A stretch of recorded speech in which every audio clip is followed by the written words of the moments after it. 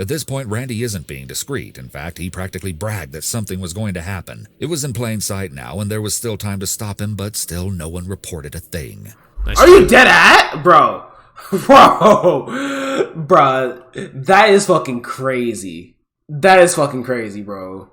So you're telling me niggas had time, so people had time to stop him, and no one knew what he was going to do? And no one, like, thought, oh, call the police or something? What the fuck?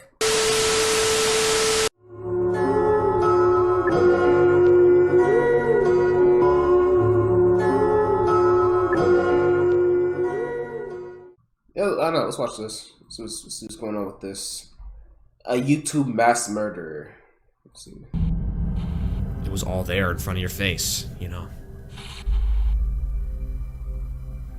Welcome to reality. The man you're looking at is 24-year-old YouTuber Randy Stair. He's obsessed with two things not often found together, the cartoon Danny Phantom and Columbine. Although this should have raised red flags, when Randy's descent into madness went overlooked by those around him, nothing would stand in his way from Hold the fuck up. Hold on. The cartoon Danny Phantom and Columbine. He was obsessed with Columbine. You know, look, no surprise there. I mean, just look at him. Look at him. Why would he not be obsessed with Columbine? Huh? Come on now, bro. Like, niggas can't just be like, oh, we didn't know he would get, like, no. Okay, no. Just look at it. I know they say, you know, never judge a book by its cover and everything, but, I mean, yeah. You put two and two together, and yeah, this happens. Although this should have raised red flags, when Randy's descent into madness went overlooked by those around him, nothing would stand in his way from becoming a mass killer.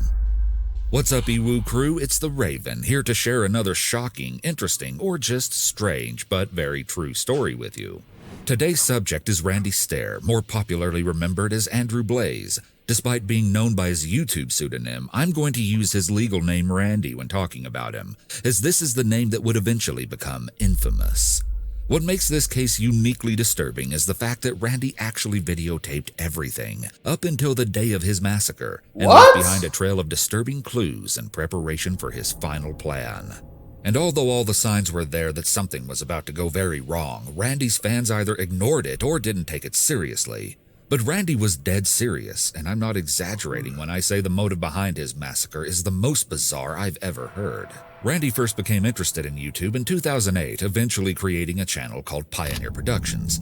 At first, his content seemed pretty normal. He created Let's Plays, filming himself and his reactions as he played video games. And sometimes he'd act out skits with a toy frog and stuffed whale. He rubbed shoulders with some popular creators in YouTube's early days. He was mentioned at one point in a Ray William Johnson video, bragged that Fred supposedly liked one of his videos, and was even friends with Plasma Master Dawn, a YouTuber who recently died and was then allegedly exposed as a sex offender. Whoa. But as Randy's videos went on, there was a noticeable change. Exposed. Wait, what? Wow, that's crazy. As a sex offender. But as Randy's videos went on, there was a noticeable change. You see, Randy was obsessed with the Nickelodeon cartoon Danny Phantom, which follows the adventures of main character Danny Fenton, who became a human-ghost hybrid after an accident involving the portal between the human world and the ghost zone. This is where Randy first saw the character Ember McLean. She was his first crush, and the moment he laid eyes upon her in his late elementary years, he said he instantly felt something change within him. Nigga, huh? The poster behind me, those were inspired by Ember McLean, which is a ghost from a TV show called Danny Phantom, which started back in 2003, 2004.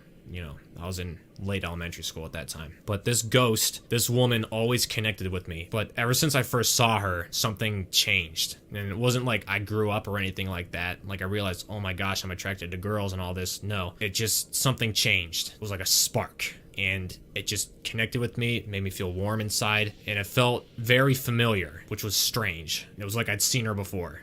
He said his official... My nigga, huh? It's a cartoon. It's a cartoon. Bro, I'm trying... What the... Hey, man. Hey, man. Hey, man. I don't know what to tell you, man. Ember phase started in 2010, but later said this obviously wasn't a phase, but a realization. As Randy fell down the rabbit hole of this infatuation, he created his own spin-off characters, also known as OC's, original characters, along with his own animated series based on the show. This series was called Ember's Ghost Squad, obviously inspired by Ember McLean. Randy was so invested in his animated series that he had stickers of his fictional characters on his car. What started out as a seemingly innocent partaking of a fandom was about to turn into something far more disturbing. But in hindsight, perhaps the signs of Randy's dark side were evident in his early years. As a child, Randy was described as shy. Hold on, bro. No, I gotta sit up for this. I gotta sit up for this. Bro. What the fuck am I looking at? He was a school threat from the minute he was 5 years old, bro. Look at that smile. Hold up. Can I do it? Oh, fuck! Nah, bro. That nigga plotting some shit. Skip over 1920. Why? I want to understand what's going on here first. Look at this. Hey. Y'all can't be like, oh, we didn't know he was gonna be like a school threat or something. Like, no. It was bound to happen, bro. Desperately wanted friends and began struggling with thoughts of death in elementary school, fantasizing that he'd board a plane and it would crash, so it would be an instant death. Skip over it. Okay. Death was even a reoccurring theme in the games Randy would play as a child, making the childhood videos he'd upload all the more eerie to look back on. It's not that easy. I can't suffer, not just me, but all the people who made me suffer. Why do you want to die so much? It's good to be living. No, it's not. His loneliness would follow him into high school. Though he described having a few friends, he never had a girlfriend or went on a date. It was during this time that Randy seemed to start crying out for help through attention-seeking behavior, such as writing stories in class where the characters would die horrible and gruesome deaths. He couldn't believe his teachers didn't care. I must have wrote like 4 or 5 stories where the character got killed at the end, and I actually turned these in as assignments, and I never got like any like weird looks from the teacher or anything. She was a nice teacher and everything, really great. Yeah, the teacher never like felt concerned or anything. I just remember not getting any feedback in terms of that, so I don't know what she was thinking, but... Soon enough, Randy started investing more time into Pioneer Productions, and it wasn't long before YouTube became his passion in life. He eventually decided to dedicate all his time to his channel. It was during this time that Randy seemed to get more and more isolated. He was almost always alone in his videos. Something inside Randy would begin to break in his late high school years as he prepared to enter the real world. He began getting poor grades as he neared graduation, and he hated his job working at the Wise supermarket. And high school, I was that typical jaded teenager, you know, just don't want to be here, don't want to do anything. I'm bored with my life, I don't know what to do, I don't know where to go. You know, the typical teenage drama you deal with. And having no clue what he wanted to do with his life, he started to go down a dark path, fantasizing about setting himself on fire like the cartoon character Ember and taking his own life. Nigga, what? Happened to Randy that would change him forever. One of his brother's friends, Tom, died in a car crash. Oh, God. Tom Lynch. He was in my brother's grade. He's a grade below me, but I've had a class with him before and whatnot, so I knew him. And he died on his way to in school in the morning, crashed into a tree, smashed into a tree, dead on arrival at the hospital. And that was the first time I got messed up. That messed me up. Though he hadn't known Tom well, he said his death really affected him. His daydreams in class became consumed with either YouTube or death, and his growing fixation on the morbid subject would lead him to start a strange tradition, driving by the location of Tom's death every year on the same day he died. When I'm not thinking about YouTube or my family or what I love, I'm always thinking about what happens after you die. I want to do everything I possibly can in life before I'm dead. And that's just a scary thought. It's like everything has to end sometime. I'll be dead one day. You'll be dead one day. It's not good to think about stuff like that. I know this is scary stuff, but it is just weird. And I think about it too much. Randy claimed to be struck by tragedy again after one of his newest friends, Matt, also suddenly died in a car accident. He wrote in his journal, "Tom's death sucked the life out of me. Matt's death killed me." Doesn't matter what you do, you're gonna die. You'll end up dead one day. It's like right now. Someone right now is going to sleep. They're going to wake up tomorrow and be dead. Someone's going to die tomorrow. They just went to sleep. And they don't know that. They're going to go to sleep now, wake up tomorrow, go into the world, and they're going to die somehow. Car accident, heart attack, some other supernatural force or whatever. Yeah, just... I think about that a lot, too, which is weird. I mean, while he has a point, I mean, sure, that is true. Look, I'm not going to be pausing a lot. I mean... Yeah, I mean, look, we all have to live with the fact that we're all gonna die at some point in the future. I mean, that is true. But I'm not gonna live my life like worry about when I die or how I die. You know what I mean? I'm not gonna live my life worry about shit like that. You know what I mean? Shit, I could die tomorrow for all I know. I don't know when the fuck I'm gonna die, bro. I could die tomorrow. I could die in 100 years. You never know. At the end of the day, I mean, I want to just live my life, bro. Live your life, enjoy it the best way you possibly can. Because once you off the earth, it's over. You feel me? I think about death a lot. And I take no shame in thinking about dying a lot, but I seriously do think about death all the time. And it's not a good thing. Death is not fun to think about. In a way, it's like an escape for me. Not long after, Randy himself ended up getting into a car accident, and it was like this event flipped a switch in him, causing his obsessions to spiral into an even darker, deeper place. Randy began to fixate on the idea of getting older, and this idea terrified him. This fear would eventually warp into a disgust for older people, and Randy decided that living past the age of 30 was pointless. It was here that he decided he wanted to die young and soon. There would be no possible way I could live until I was 60-something. Not a chance in hell. Honestly, I don't know how people do it. I don't know how people get up every day and go to like a dead-end job, come home, do the same exact routine every day, every weekend. How do you honestly do that? I was never able to compute. Hey, okay, look, I ain't gonna lie. As fucked up as it sounds, I think about that sometimes too, bro. And I kind of do worry about that, like, sometimes too.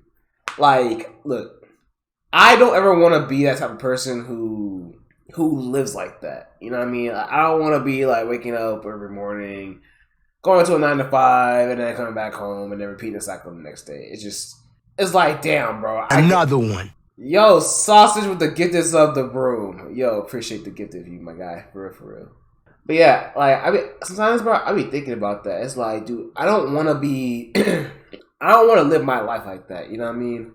But even if you're not doing that, life is still gonna go the same way every day. I mean, you could be a stay-at-home person, and, you know, let's say, look, for example, I could be like a full-time streamer, and, you know, I make all my money off of, I make all my money off of that type of shit. You know what I mean? I could do that, but, you know, at the end of the day, I'm gonna still have to wake up, you know, get something in my life done, and I'm gonna still have to get on here and stream. It's like, it's a cycle. It's still a cycle. You know what I mean? Like, anyway it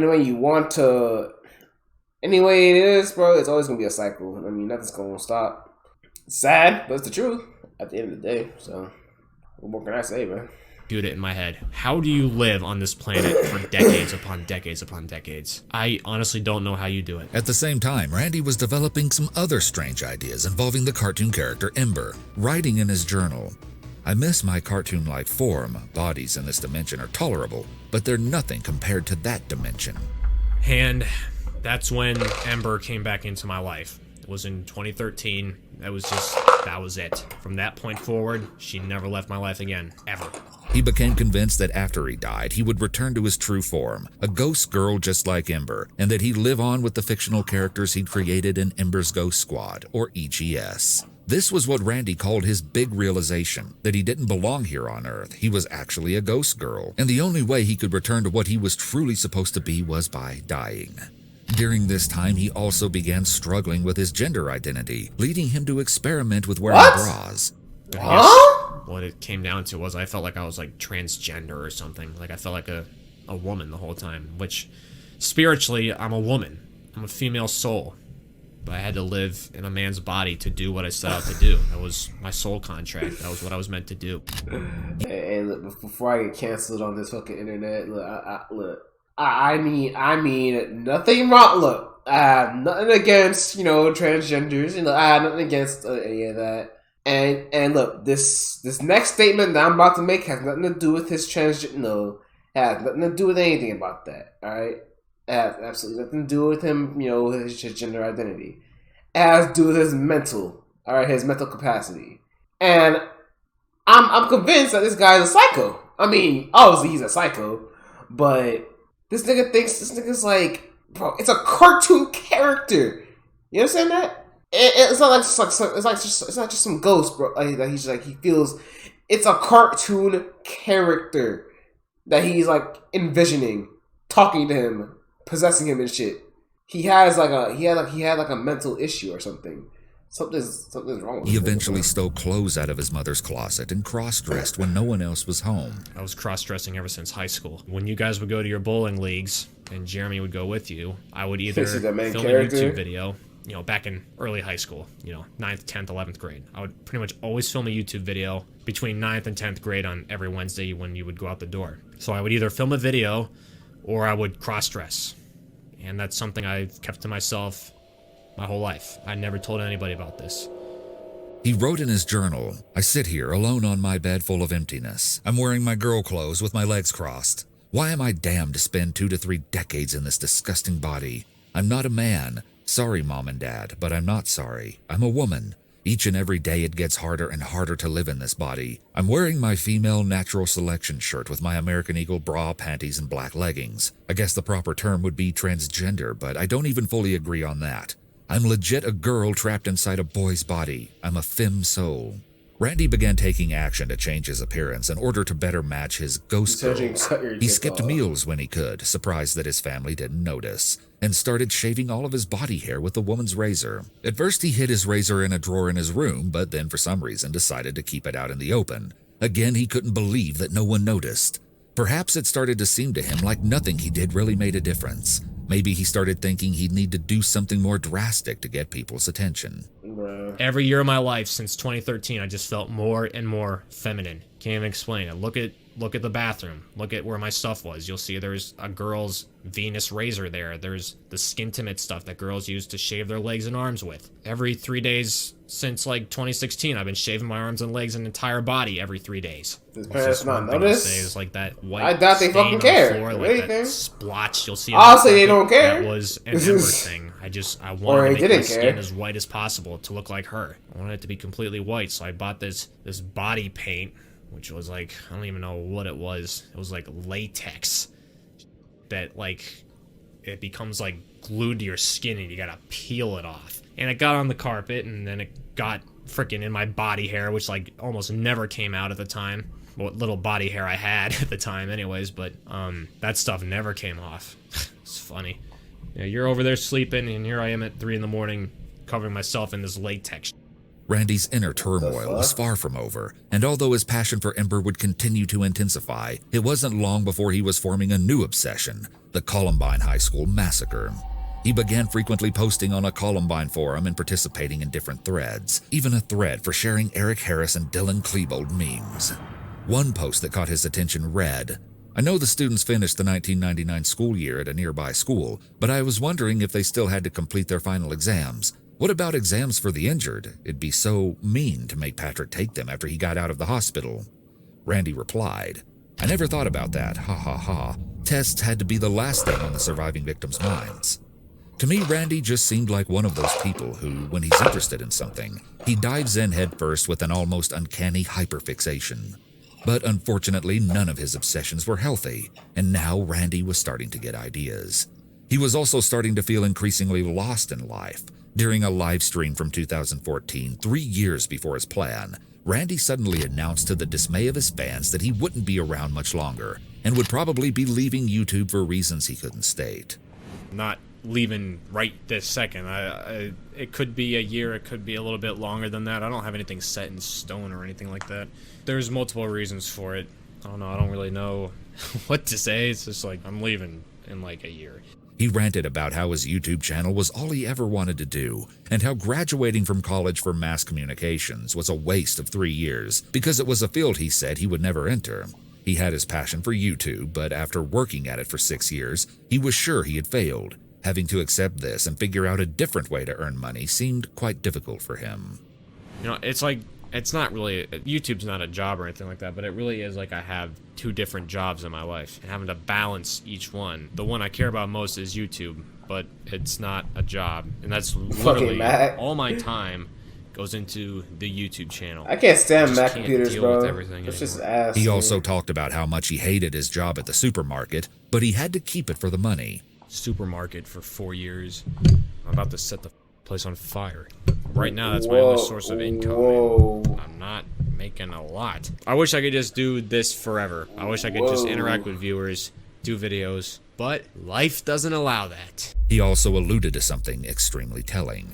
There's so much more than just like real life problems. There's other stuff too, that just what's in my head of what I want to do, and just things I don't want to say publicly because it would hurt a lot of people.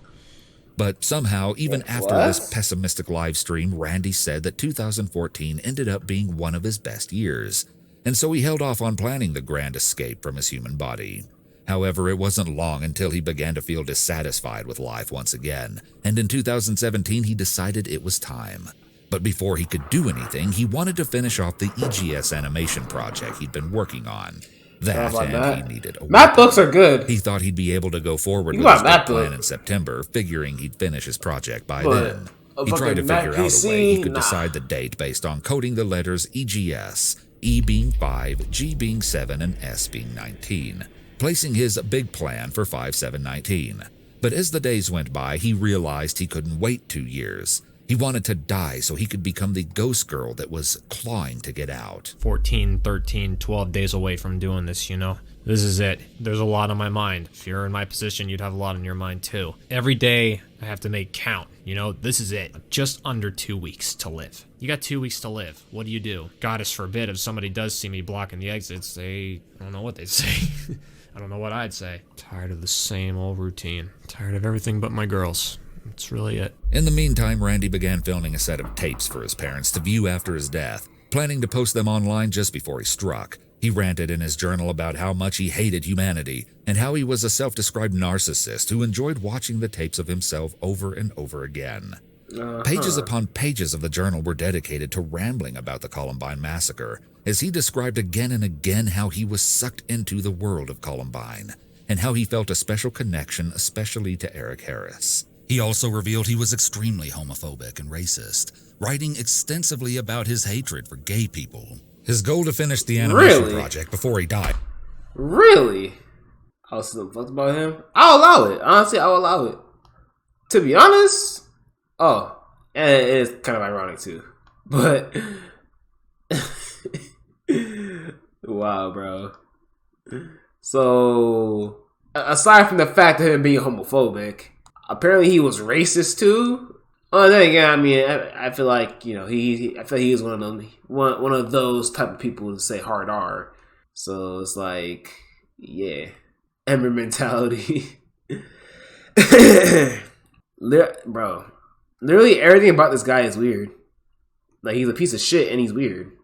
It wasn't working out. Crazy, he complained in his journal that the voiceover actresses he hired weren't going fast enough, and he freaked out when an animator didn't want to work on his project because he wasn't comfortable with the theme. See, Randy's animation project was called the Westboro High Massacre, so all things considered, it's weird enough that he found anyone comfortable to even voice act for it. Still don't have it. I sent the script in March. It's June 2nd. Where's my voiceovers, Laura, that I paid for? Where are they? Better have that voiceover by Monday, Laura. You're dead. Makes you feel like you don't even matter. Remember that when you work with people in the future. Because I expected to have this months ago. At least say what's going on so I know. It makes you feel like you don't matter. What the ever. People are worthless sacks of shit. Nobody cares until you're dead. It's the sad truth of life. Watch all my social medias. I can't believe he's dead. I'm so sad. I loved his videos.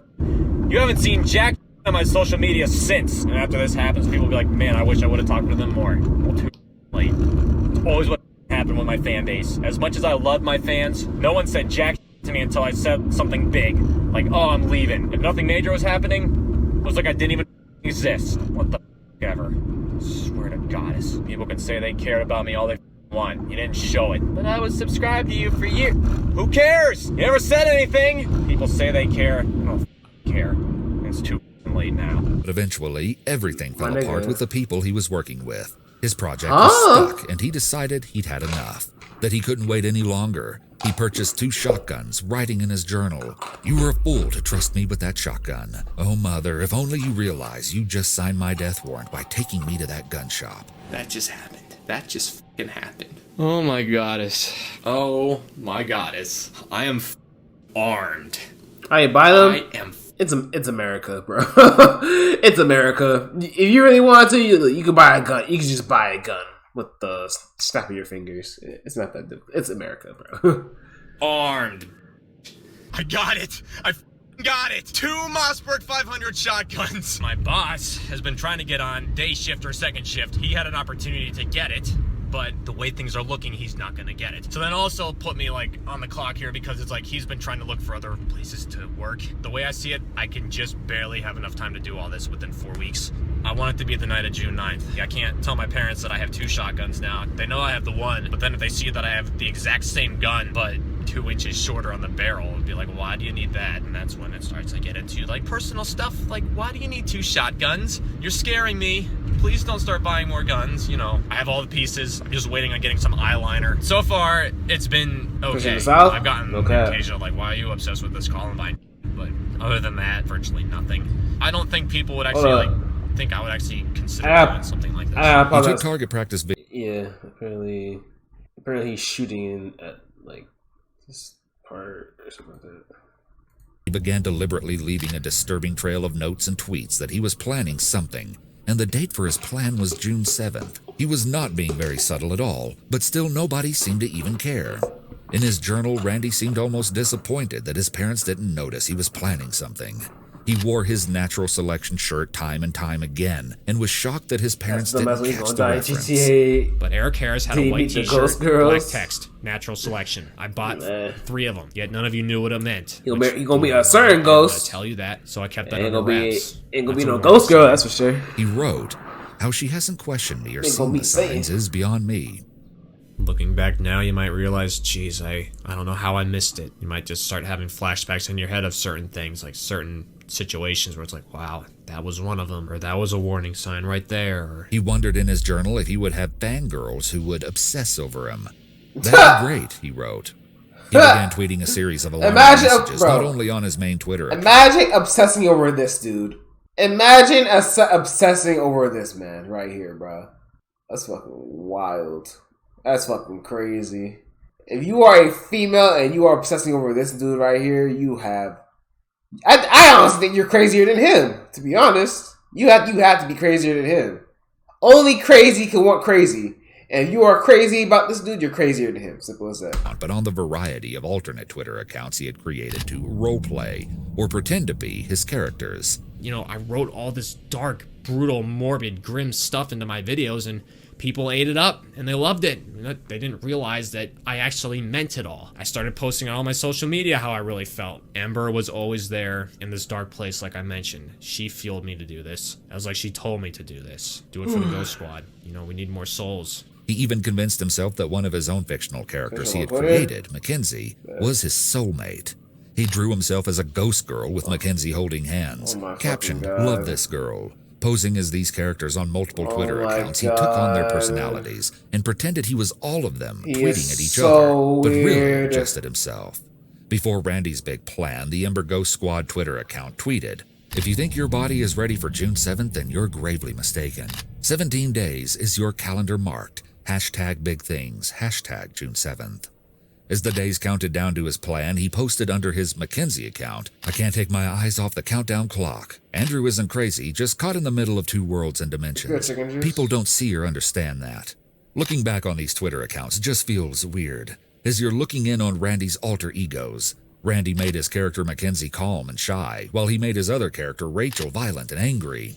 In speaking through his characters, he would tweet back and forth about his plans in the wide open for everyone to see. The only thing I can think is maybe people assumed the edgy and haunting content of the posts was Randy's way of really getting into the ghost-themed characters. But to him, the fun and games, the pretending, had ended a long time ago. What might be most notable about his accounts is his character Rachel's kinda clear still obsession up. with Columbine. Clearly, his two worlds were now inextricably intertwined. At this point, Randy was completely lost in his fictional world and convinced that he would die and come back as one of his characters. It was his own fantasy that would spell his doom. And as his social media antics continued and time slowly ran out, it should have been obvious to anyone following his Twitter accounts that something was very wrong. Here's where things get chilling. Randy wanted to go out with a bang, and in a sickening twist, he decided it would all come down to a coin flip. Whether he would commit a massacre at home or at the supermarket where he worked the night shift. What? And this is what happened. Okay, so here's the deal. Got a 1983 quarter right here. You believe in fate? Here's the fate test. I'm gonna flip this 3 times, or the best out of 3 rather. And if it's heads, I'll do it here. If it's tails, supermarket. My nigga. My nigga. My nigga. My nigga. So okay. Did he post that? Did he post that particular clip on YouTube? There's no way he did that, right? Yeah, that has to be like a personal. That has to be like a personal video he just saved. There's no way he posted that on YouTube, right? He posted that on YouTube. Okay, so I'm guessing after he uploaded it and shit, he did it right after. Because there's no way he posted it and then like a day after he decided to do it, right?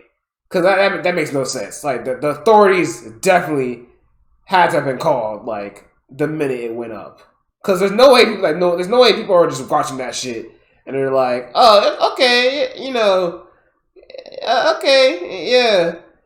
Please don't do that, man. That's not good. You shouldn't do. No, okay. The minute anyone sees that shit go up on the internet, they need to call some fucking feds. All right, they gotta call some feds. Well, whatever, bro. Best of 3. Here we go.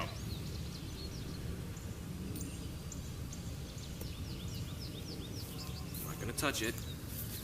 You'll see it as I see it. If I can find it. There it is. That's the tails. See that? Number 2. Looking at it. New land use of here. Heads. Had to be, huh? Have to have it come down to the very last coin flip. Just like, okay, this is it. For all the marbles. Except we're playing for like much more than marbles this here. nigga is so psycho.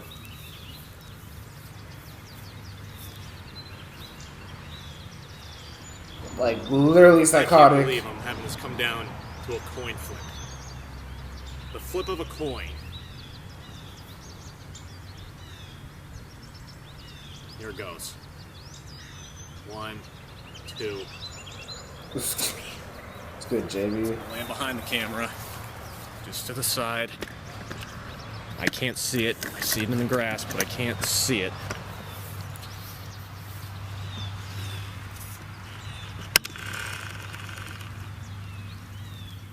Tails.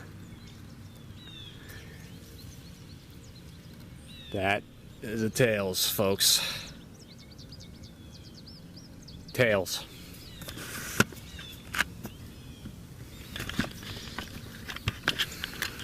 Which means there's going to be a loss of a human life besides my own. Possibly more than one. That's fate for you. And just like that, it was decided, with something as silly and trivial as the flip of a coin. The fates of innocent people were sealed, and they had no idea about any of it. I'm ready to die. Ready to go. 6 more nights, it'll all be over. You hear that? This can't be reality. This cannot be reality, bro. I want to know how everyone's going to take this. How much they're going to cry. How long are they going to cry for? For all I know, this story. This physically cannot be one day reality. around here and then be gone. might not even become anything for all I know. On June 1st, 2017, Randy posted that he was going to need the help of his fans the next Wednesday night. Randy said he needed someone to record a brief live stream of him. I decided to broadcast it live on Facebook. I know something's gonna end the stream. It's gonna get cut short. I get reported, flagged, whatever. In his next message on June 2nd, Randy talks about the Westboro High Massacre video he made, which he promised would come out on June 7th. Wait, hold on, fuck up. Wait. I decided to broadcast it live on Facebook. Hold up, wait. Something's gonna end the stream. It's gonna get cut short. I get reported, flagged, whatever. In his next message. Okay.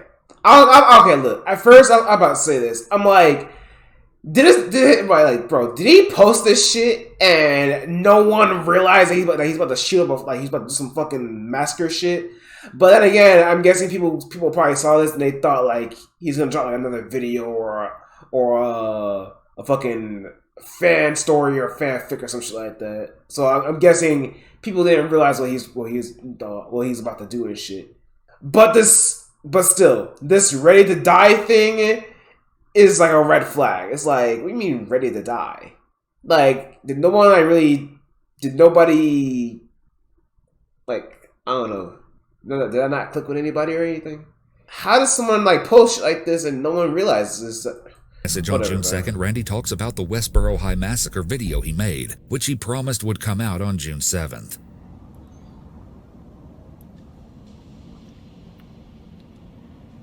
What happened? What the happened, man? This is surreal right now, but I can't believe I'm saying this, but I think this is going to be my last video. I don't know what will happen to my channels after this. I don't know what people are going to think of me after this. It doesn't bother me, but just looking at everyone at the supermarket, the manager's coming in, just messing around, talking about this, and 4 more nights your whole lives are going to be turned upside down because of me. I'm going to f your life up. I can't wait. I want that supermarket to be closed for like a month or go out of business. It's a crime scene.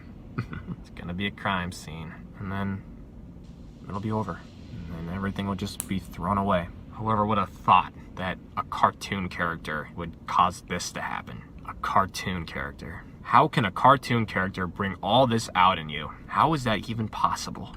Ain't no fucking cartoon character, nigga. It's your fucking mentality, you crazy ass motherfucker, you crazy bitch.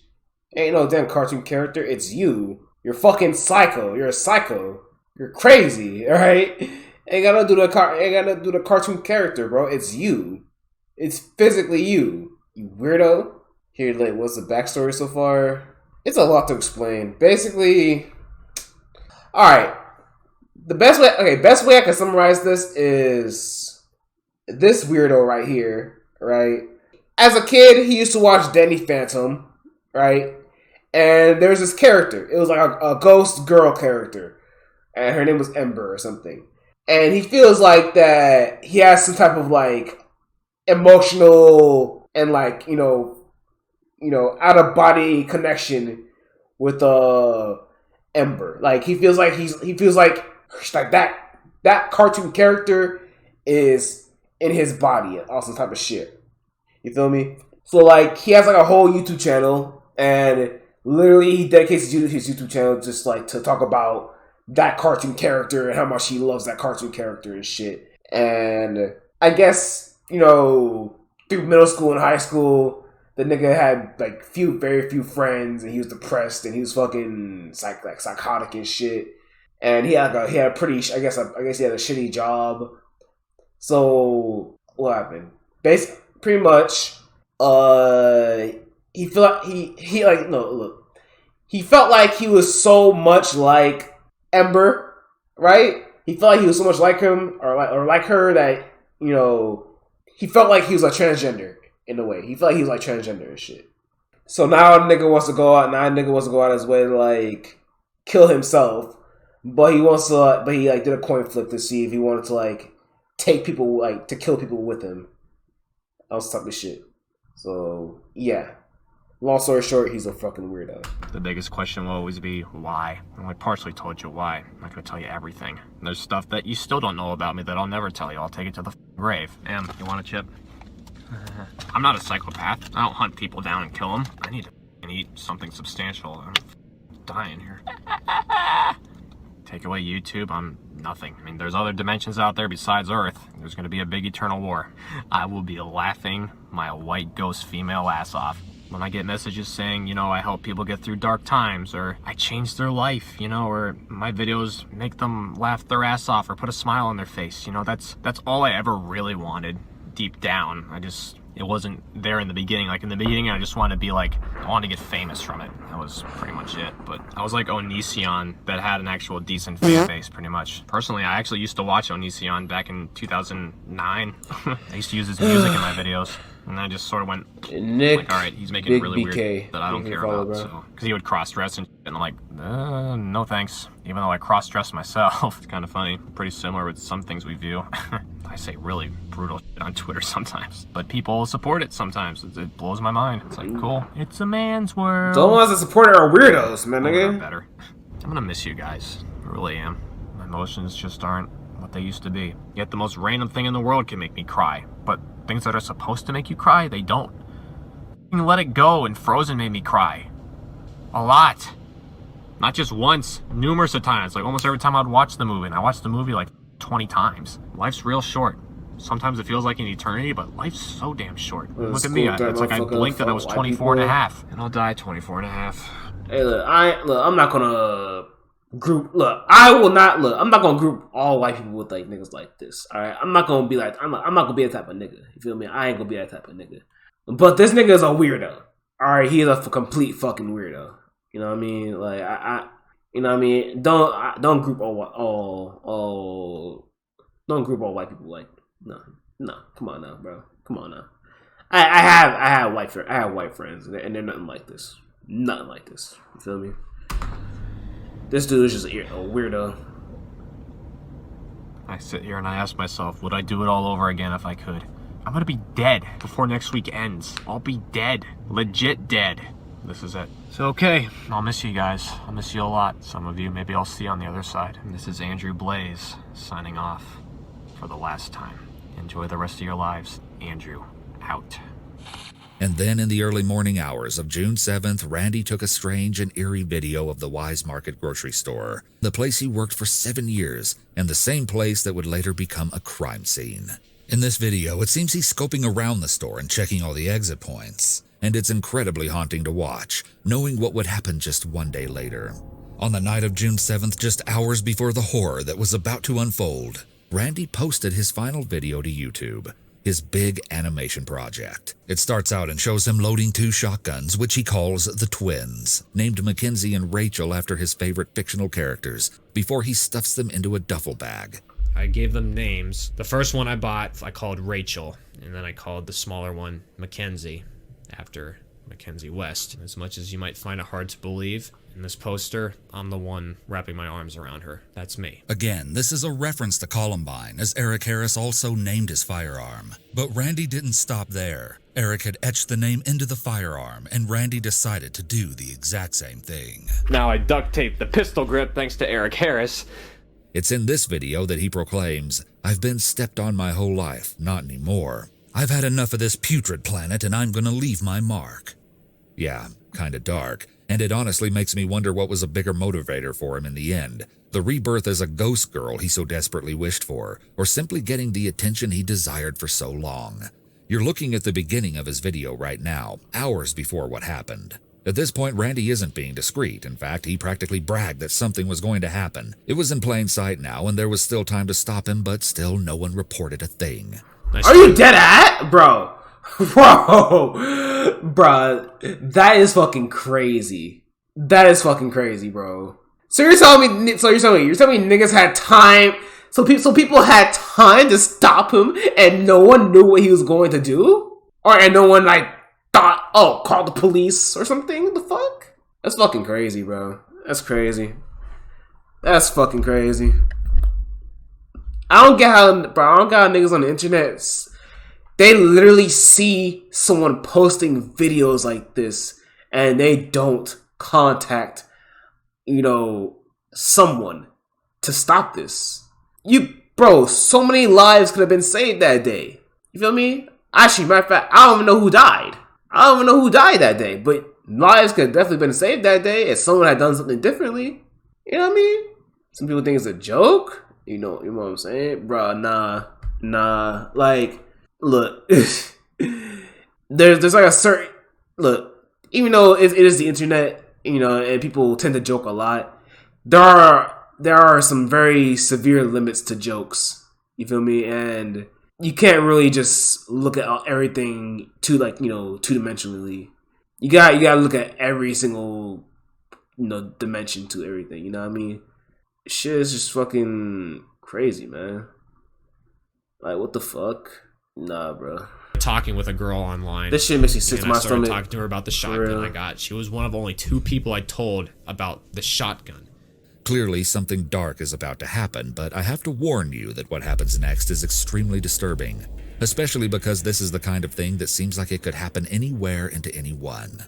The next day, in the early morning hours of June 8th, 24-year-old Randy was working his night shift at the store. He and 4 other employees of the store were stocking the shelves while they got ready to close. It was well after midnight and the store was quiet as they were all pretty tired. But because they all wanted to get the work done and head home, none of the other employees noticed that Randy wasn't actually doing his job. Instead of helping close the store and stock shelves, he was creeping to each of the exits and barricading them with pallets, trapping everyone inside. This calm and calculated preparation is especially chilling to me because there were so many chances to second-guess the plan and turn back before it was too late.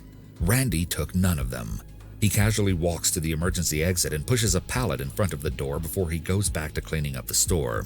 When he pauses again, none of his co-workers think anything of it, especially because Randy is on his phone. What no one knew was that Randy was sending out a few different videos and posts, which were all detailed plans of the disturbing thing he was going to do next. What? On one of his Twitter accounts, he uploaded videos called Journal, Digital Set, and most concerningly, one called Suicide Tapes. At 10 p.m., he tweeted as Mackenzie, "I hope we were able to get you through the day. I always hate goodbyes, but it's more like, see you later. Thank you, Mackenzie." Just before 1 a.m., right before the massacre, he tweeted as Rachel, "Me and Andrew are going to give the world a little insight as to what really lurks around in the shadows of your everyday lives."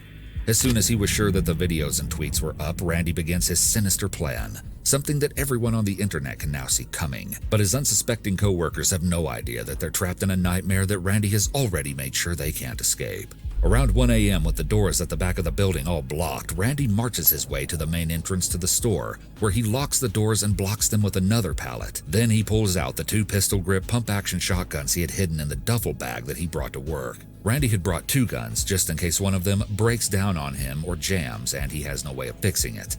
As you'll see, Randy has taken great care to ensure that everything will go according to his gruesome plan. Eerily calm, Randy walks through the store, shotguns ready. The details of what happens next are debated, as the news accounts differ from what one of the employees says happened. I'll tell you all of it so you can make up your own mind, but be warned, what happens next is terrifying. In the store with Randy are 25-year-old Victoria, 47-year-old Brian, 63-year-old Terry, and 25-year-old Kristen. According to Kristen, she was in the same aisle as Victoria, working together to restock the shelves. Both girls have their headphones in, with Victoria's music cranked up and Kristen's a little lower. The two are goofing around when Victoria goes further down the aisle to get another stack of labels, completely unaware of what was about to happen. "I don't hate Victoria, but you gotta go," Randy had written earlier in his journal. All of a sudden, from where she is standing, Kristen hears a few popping sounds followed by a thud. Kristen doesn't know it, but Randy has just shot Victoria, first wounding her across the chest. But as she turned to run from him, he kept pulling the trigger, shooting her from behind at the base of her skull. And then Kristen's whole world turns upside down. When she turns to see what the popping noise was, she's met with Randy standing.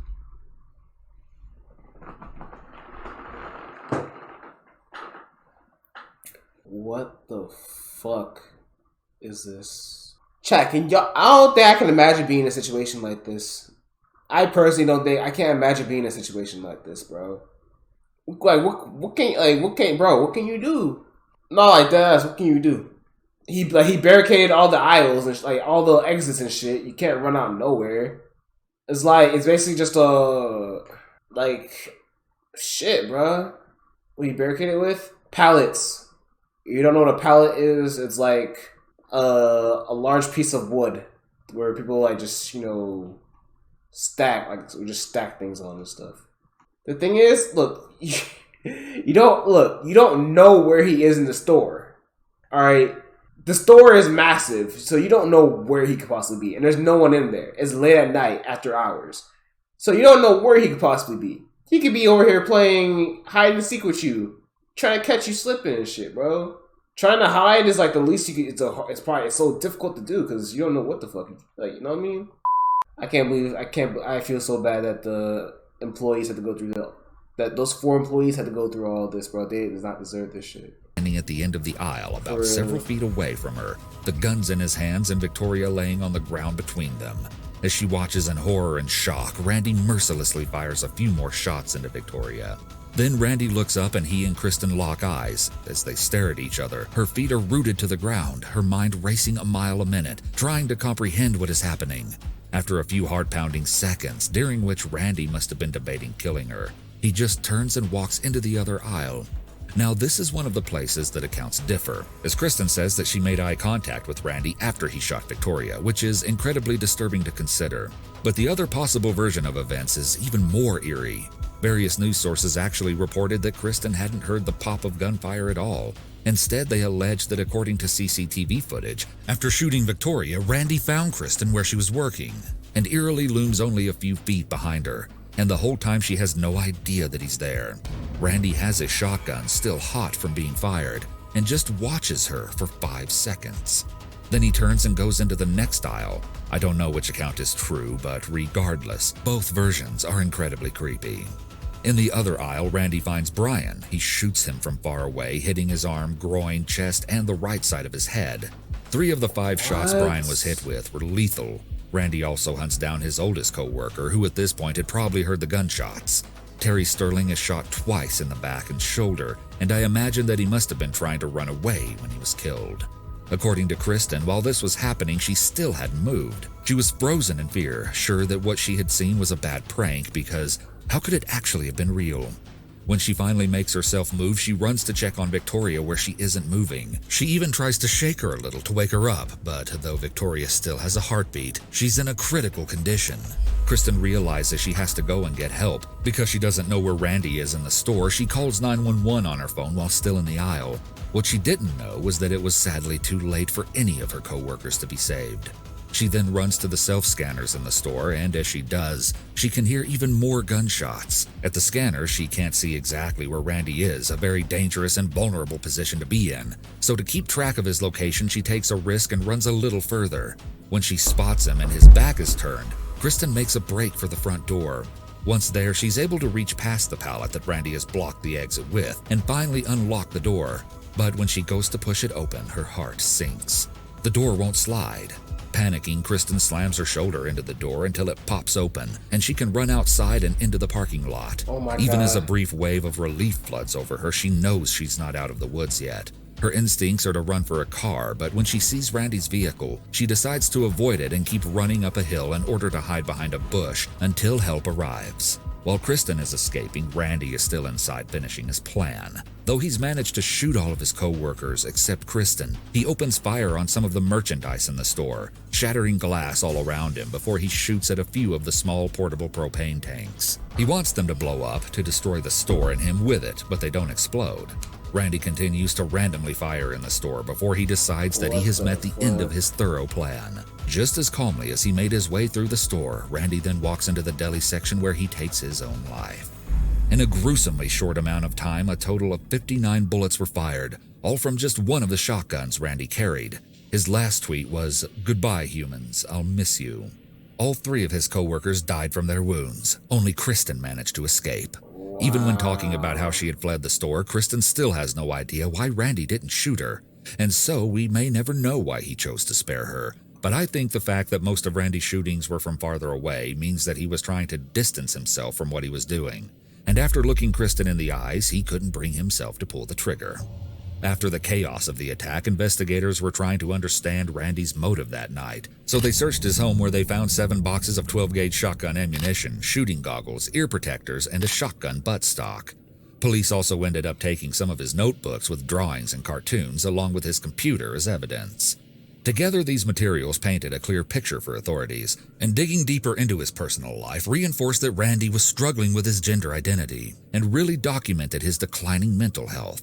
But the tapes he released that night, filmed over the past year planning the supermarket massacre, were the most telling, especially the strange details he focused on. You see, Randy was acutely concerned that his parents would throw away his posters after what happened, something that really shows how narcissistic he was. In the middle of planning a massacre, he was worried about his posters. One thing I honestly hope that you guys do, give these posters to fans. You know, this room was something To fans? You know, the posters completely. My guy, I highly doubt after all that shit you executed, you have any more fans. I highly fucking doubt it. And if you do, them niggas need to be watched too. Awesome G shit. They need to be watched. You know what's crazy? I hate that this nigga committed suicide. I hate that he killed himself, honestly. I feel like he got off so easily. He got off way too easily, bro. Like he did all that and he got off free. I feel like he didn't deserve to do all that, bro. This nigga definitely deserved prison time.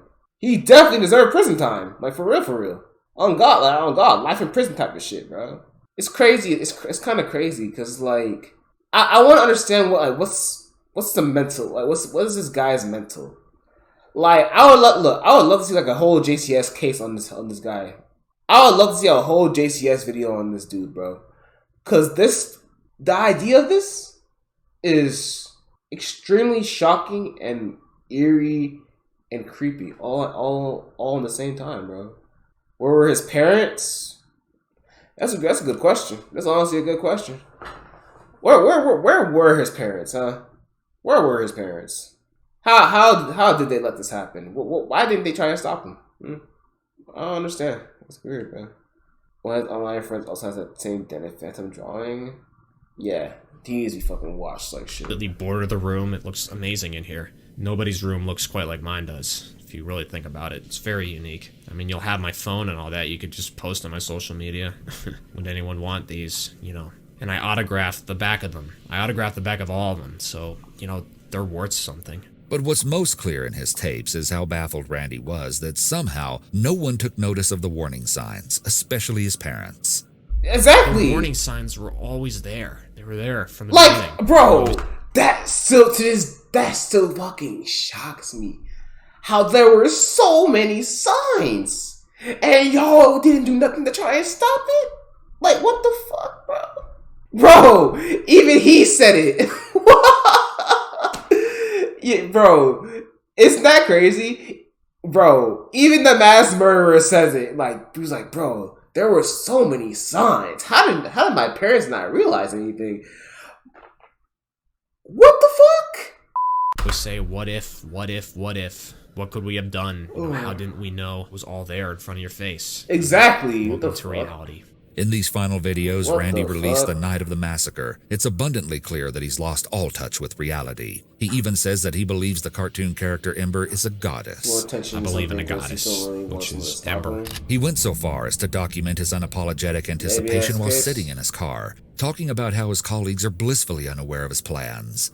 There are hours and hours of tapes to pore over, and that's what makes this case so chilling. Something I found shocking was just how precisely Randy had planned everything that was going to happen. Not only did he know who he would be working with and made sure to have 2 guns so nothing would stop him, and had videos ready to upload in the hour directly preceding the shooting, Randy also took the time to send an email to the actress who voiced the cartoon character Ember in the series he had created. Less than an hour before he shot his co-workers, Randy thanked her and said that by the time she read the email, he would be dead.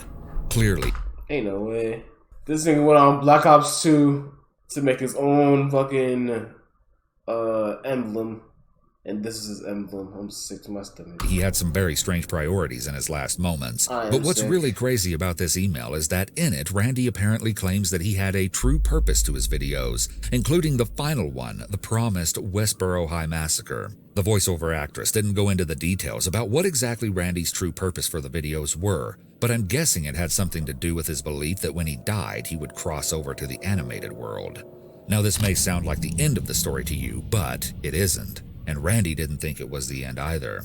Again, all of the videos that Randy uploaded just before he took his own life told his side of the story. The bio of his Twitter profile even said that he was speaking from before and beyond the grave. Watching his videos, I realized that they show a slow progression from the funny and goofy guy in his earlier videos into the monster who would show up on the night of the shooting. I actually found it really surreal to watch the Westboro High Massacre video myself. It starts with a swear-filled rant before it shows Randy readying 2 rifles, which were the ones he used in the shooting, and it even includes a few cutaway scenes that show him in the grocery store. Of course, showing the place that would later become a crime scene was disturbing, but it was made all the weirder by being followed with sections of Randy playing on a schoolyard playground. Still, what makes the whole thing even more bizarre is the overall poor quality of his legacy video, and the hundreds of comments below it ridiculing him for exactly this reason. Randy even went so far to make part of his final video a tribute to himself, with clips of him playing and sad music underneath. It's interesting to consider why exactly Randy targeted the supermarket. In his journal entries, he talked about how targeting the supermarket would be lame, but for some reason he did it anyway. As it turns out, Randy said in one of his videos that his father was a manager there, and the two weren't exactly getting along. Once I started having lousy grades and applying for jobs, and I hated him. Didn't even want to look at him. And then all he seemed to care about was like me getting a full-time job and making money, and then trying to move out of the house and start my own life and all this shit, which I knew I was never going to do. Prime example of people I hate in this world. Prime example of someone who could be nice and happy and easygoing and joking one day to better straighten out your life the next. I thought I could be bipolar too, but good Lord. I hate my profession. I want to quit. Find another job. That's what you tell me to do. You hated your job for years. What'd you do? You took it out on your family. Way to go. That's definitely the answer to all your problems, isn't it? You hear that? That's me clapping and applauding from the heavens above. When's the last time you ever said you were proud of me? When's the last time you ever said, I love you? And I'll tell you one thing, back in elementary school, middle school, I used to worry about Dad dying the most out of anyone in this house, because I loved him back then. Once high school took off and college and all that, and I found it impossible to love him anymore. And I just started hating guys more than anything. Something I tracked down which gave me a new insight beyond what you might find about the Weiss market.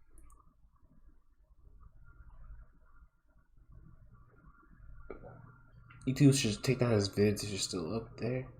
What I don't understand is okay, aside from the fact that YouTube still has his videos up there, why? Oh my god, bro. This honestly just too much to take in. I can't even process shit no more. I feel bad for bro, but that's his goal. It's hard to defend him. It's very hard to defend him here. I mean, I can understand some of his points with getting a full-time job, this and that, and, living by yourself. I can understand where he's coming from, but the way he did all that shit, that does not equate to, that doesn't make whatever he did right. None of what he did was right. None of that shit. I can understand that, maybe your father was, he didn't feel like you didn't feel like your father was there for you in high school. You just feel like he was just, not doing shit for you, whatever. And I can understand that, but that doesn't make whatever you did right, though. That's fucking psychotic. You need to seek a therapist? Oh, no. He needed, not even just therapy. I think he also needed like an institution. I think he needs to be in that institution. I ain't gonna lie to you, but therapy, nonetheless, he needed to see somebody, bro. This is far beyond crazy shit. Market shooting was Randy's autopsy report. In addition to the gruesome details of his death, the autopsy revealed a couple of really interesting things, and as I go through what I found, the details will only get more intriguing. Reading the autopsy report, I found out that Randy was wearing black makeup at the time of his death. The report says that it was on his lips and in orbit patterns, which made me think that he had drawn his makeup to look like the swirls that Ember from Danny Phantom wears around her eyes. When his body was found, he apparently had women's clothing on underneath his regular clothing. And here's the most interesting part. Randy had 372 milliliters of diphenhydramine in his system when he died. For those of you who don't know, diphenhydramine is Benadryl, and you should never take more than the recommended amount as it can be fatal. But Randy had ingested way over the maximum that anyone should ever take. As soon as I saw this, I realized something. Randy would have been essentially suffering from an overdose that night, His vision would have been blurred, he could have felt really confused, unsteady, or drowsy, and most startlingly, he could have been suffering from seizures and hallucinations as well. I can only speculate about why Randy may have chosen to take this much of something that would harm him, but I think it's interesting to consider that he could have been seeing or hearing things that night. Of course, he had been planning this attack for a long time, and any hallucinations may not have affected what he did, but another really interesting element of this whole thing is Randy's own comments about drugs. In his own tapes, he talks about how he isn't interested in drugs. So why did he take a harmful amount of Benadryl that night? Was it to ensure that he didn't back out of his plan? Some people have speculated that he may have been hallucinating the animated character Ember. In a 2018 interview, Kristen came forward to speak on her experience, and she emphasized that Randy was suffering from a mental illness, and that the man who carried out these evil acts wasn't the person she and her co-workers knew and loved. This was someone different. After speaking with other employees, she says everyone agreed on one thing: they never saw this coming. And maybe that's the scariest part about this whole story. Whether it was a slow, inevitable buildup or a sudden snap, nobody could see the hidden demons just below the surface of Randy's quiet and unassuming demeanor until it was much too late. Although nothing can reverse this awful tragedy, perhaps it can serve as a lesson of the kinds of warning signs that may be able to alert us that someone is a danger to themselves, and potentially everyone around them too. Fucking wow, bro. Fucking wow. All I can say is, look, the nigga was just going through life, bro. Like, look, I don't know how his life was, compared to his parents or whatever. I don't know if his parents were really there for him or if they really were there, but, he was just being distant or some shit. I don't know what happens. Okay, all I know is, the most of what this 47-minute video told me. And all I can say is, I'm pretty sure his father loves him. Obviously his father loves him. It's not like his father don't give a fuck about him, bro. It's like your father just wants you to succeed in shit, bro. You know what I mean? It's like, I don't know. He's all over the place. He was just all over the place and shit. I blame his parents, the school system, and Danny fandom. But also, I do blame his parents for not even realizing what the fuck he was about to do. Because there were so many hints there that should have told you that what he was going to do, bro. There were so many hints. Audio Jungle.